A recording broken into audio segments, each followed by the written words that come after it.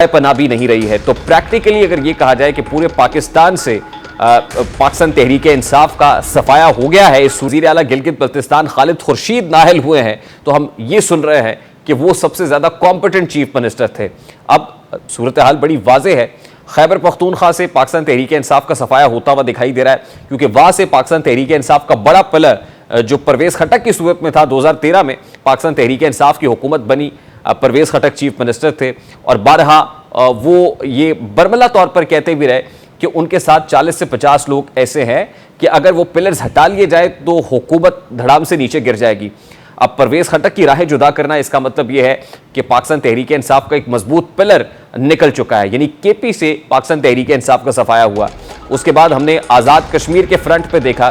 कि वहाँ से भी पाकिस्तान तहरीक इंसाफ का सफाया हुआ। जीबी एक ऐसा फ्रंट था जहाँ से सहूलतकारी हो रही थी, वज़ीर आला जीबी भी कर रहे थे, अपनी सिक्योरिटी फोर्सेस भी दे रहे थे,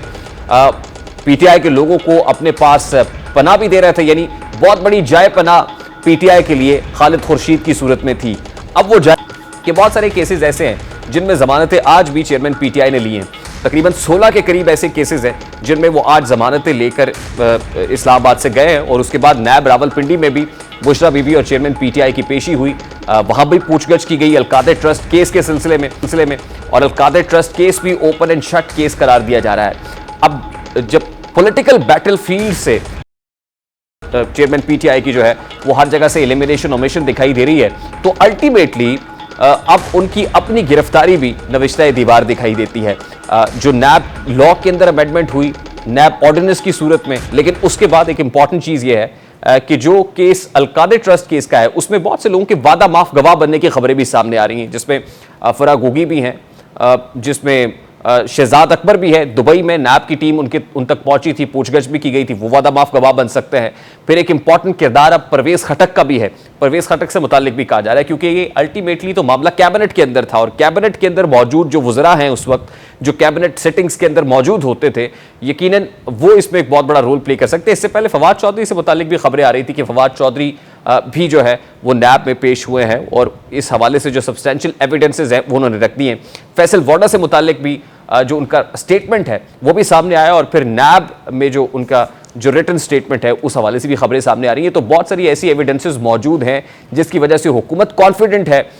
या मजबूत है, पैरों के साथ कार्रवाई कर रही है कि चेयरमैन पीटीआई के खिलाफ ये ऐसा ओपन एंड शट केस है जिसको देखते हुए नैब लॉ के अंदर भी अमेंडमेंट की गई है। अभी एक तहरीक इंसाफ के खिलाफ अदम एतमाद आने और उनकी हुकूमत के घर जाने के बाद चेयरमैन पीटीआई ने एक के बाद एक ऐसे ब्लंडर्स किए जिनका खमियाजा आज उनको और उनकी पार्टी को पूरे मुल्क से खत्म होने की सूरत में भुगतना पड़ रहा है। पंजाब और केपी असम्बलियां जिस सुहाने ख्वाबों की तकमील के लिए तोड़ी गई वो पूरे नहीं हो सके, जिसके बाद नई हुकूमत का मिशन तहरीक इंसाफ की हुकूमत का पूरे मुल्क से खात्मा था। इसके लिए पहले आज़ाद कश्मीर में एक सफबंदी की गई और वहाँ की मजबूत हुकूमत में नकब लगाकर तहरीक इंसाफ की हुकूमत को खत्म किया गया, जिसके बाद आज गिलगित बल्तिस्तान के वज़ीर आला की अदालत के हाथों नाअहली ने तहरीक इंसाफ की मुल्क भर में हुकूमत के खात्मे को यकीनी बना दिया है। गिलगित की अदालत ने तहरीक इंसाफ से ताल्लुक रखने वाले वज़ीर आला खालिद खुर्शीद को जाली डिग्री केस में नाअहल करार दे दिया है। खालिद खुर्शीद के मुकाबले में इलेक्शन लड़ने वाले पीपल्स पार्टी के अब्दुल हमीद और नून लीग के राना फरमान अली ने खालिद खुर्शीद की डिग्री को इलेक्शन कमीशन में चैलेंज किया था, जिस पर चीफ इलेक्शन कमिश्नर ने वज़ीर आला को नोटिस जारी कर दिया था। वज़ीर आला गिलगित बल्तिस्तान ने इलेक्शन कमीशन के नोटिस को अदालत में चैलेंज कर रखा था, जिस पर चीफ कोर्ट के चीफ जस्टिस ने 3 जजेस पर मुश्तमिल लार्जर बेंच तश्कील दिया, जिसने केस की रोजाना की बुनियाद पर समाअत की। वज़ीर आला गिलगित बल्तिस्तान की डिग्री लंदन की थी और उन्हें जीबी बार काउंसिल ने वकालत का लाइसेंस भी जारी कर रखा था, लेकिन लंदन की यूनिवर्सिटी की जानिब से डिग्री की तस्दीक नहीं की गई। जस्टिस इनायत, जस्टिस जौहर और जस्टिस मुश्ताक पर मुश्तमिल 3 रुकनी लार्जर बेंच ने रोजाना की बुनियाद पर केस की समाअत की और इस केस में हायर एजुकेशन कमीशन, जीबी बार काउंसिल और जो वकला है उनको भी फरीक के तौर पर शामिल किया गया था, जबकि सीनियर वकला अदालत की मुआवनत भी कर रहे थे। अदालत ने आज समाअत मुकम्मल करके कुछ देर का वक्फा लिया, बाद अदालत ने अपना फैसला सुनाते हुए वज़ीर आला जीबी खालिद खुर्शीद को नाअहल करार दे दिया। इससे कबल आज सुबह गिलगित बल्तिस्तान की अपोजिशन जमातों से ताल्लुक रखने वाले अरकान असम्बली ने वज़ीर आला गिलगित बल्तिस्तान खालिद खुर्शीद के खिलाफ तहरीक अदम एतमाद असम्बली सेक्रेटेरिएट में जमा कराई थी। गिलगित बल्तिस्तान असम्बली के सेक्रेटरी अब्दुल रज़ाक ने अदम एतमाद जमा होने की तस्दीक करते हुए कहा कि तहरीक अदम एतमाद पर 9 अरकान असम्बली के दस्तखत मौजूद हैं, इस पर मजीद कानूनी कार्रवाई आगे बढ़ाई जा रही है।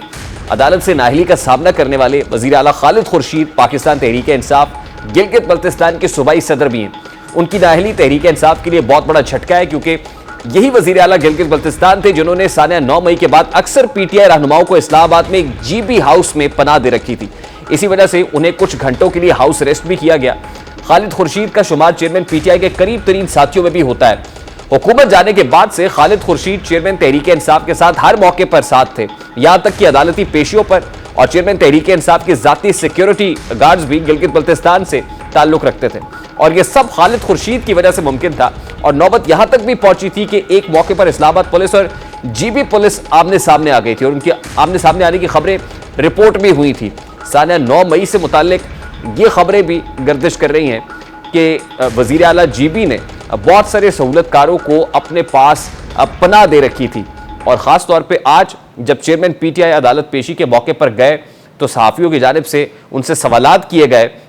कि वज़ीर आला जीबी जो है नाअहल हो गए हैं, तो उन्होंने ये भी कहा कि वज़ीर आला जीबी जो है वो सबसे कॉम्पिटेंट चीफ मिनिस्टर थे। आज से पहले हम उनकी ज़ुबानी ये सुनते रहे कि उस्मान बुज़दार वसीम अकरम प्लस है, सबसे ज़्यादा competent chief minister Usman Buzdar है, तब्दीली की अलामत है, लेकिन आज जब